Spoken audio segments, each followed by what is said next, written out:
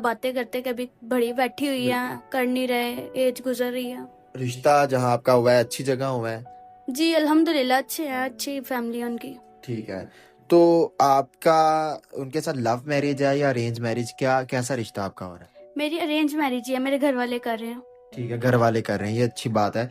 अच्छा, मुझे ये बताएं कि जहेज आप कह रही हैं मैंने लेके जाना है, तो क्या उन्होंने डिमांड की है आपसे ये जहेज लेने की?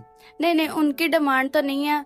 मेरी मदर कहती है और मैं भी ये कहती हूँ कि बेटियों के लिए काफी बाद में ताने बन जाते हैं। बिल्कुल, यानी कि आप चाहती हैं कि तानों से बचने के लिए आप जहेज लेके जाएं।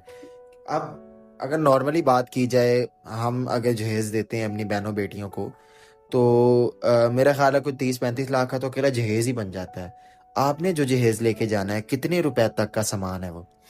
मैंने फर्नीचर ही देखा, नॉर्मल से नॉर्मल भी तकरीबन 3-3.5 लाख रुपए का। 3-3.5 लाख में आपका जहेज पैकेज सारा कंप्लीट हो जाएगा यानी कि? हाँ जी हो जाएगा। ठीक है, यानी पक्की बात है इतने में मैनेज कर लेंगे? हाँ जी इतने में मैनेज हो जाएगा।